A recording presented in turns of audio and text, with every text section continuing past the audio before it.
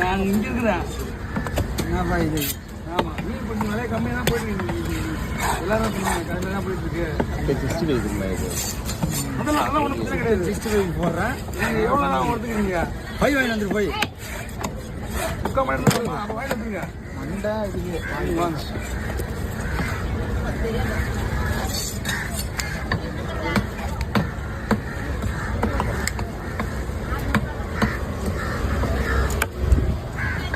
கூட அந்த மீன் என்ன இருக்கும்?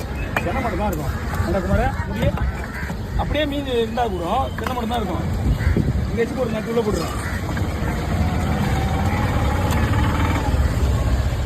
மீன் நீ போட்டு நான் பார்க்குறேன். அவ்வளோதான் பூக்கலாம். இது பையன் வருவாங்க.